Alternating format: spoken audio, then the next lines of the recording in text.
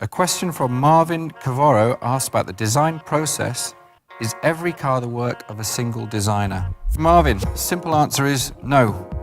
There's never a car that's done by one designer and he works on everything. A car is a highly complex piece of design. So we not only have the body, which is the main surface as you see of the car, but we've got the grille, we've got the technical requirements for cooling in the car, we've got the headlights.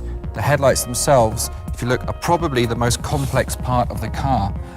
One designer cannot do everything. Sometimes we're lucky as stylists, as exterior designers, that our proposal is chosen and one designer gets his design selected.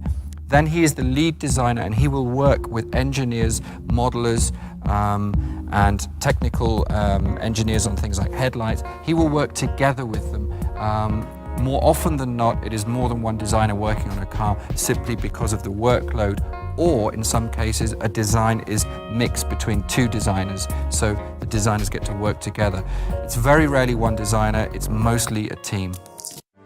Saad Ahmed asked, as well as many other fans, I want to be a car designer, what should I do? Saad, there's many ways of getting into car design. I don't know how old you are, but the normal way is that you do your A-levels and you go to a degree course afterwards. It's 3 or 4 years, and you can actually specialize these days in car design. I also teach car design at university in Pforzheim in Germany. I studied at Coventry University myself. And every year I think there are more and more car design courses available. My advice is, if you're younger, if you're under the age of 16, that you practice sketching. Sketching is the key to becoming a good car designer. You have to be able to think in 3 dimensions, and you have to be an artist and express your ideas on paper. So when you're young, sketch like crazy.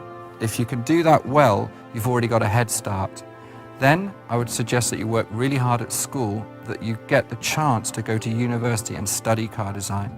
And my advice with university is choose a university that gives you the most contact with industry. So if you've got close contact with industry, you'll see how it works. You'll go back and you'll do your final project, you'll complete your degree, and if you're good enough, you'll get a job. So a question from Lancy Borata. What is your favorite feature? My favorite feature of the car is actually nothing specific at the front of the car or the side, but actually if you come with me this way,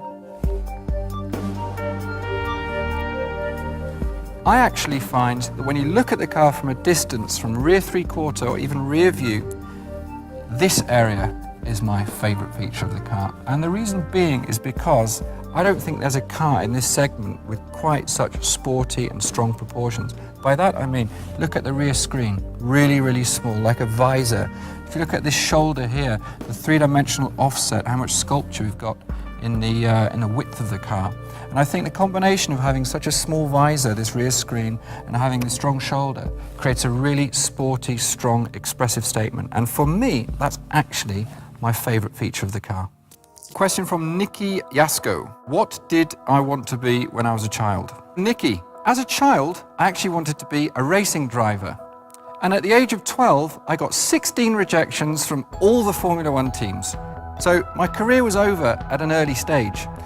I then focused on becoming a fighter jet pilot. And at the same time, I applied to study car design, 2 very different directions. The first option to come to me was car design, and that's why I ended up becoming a car designer in 1999 with Mercedes-Benz.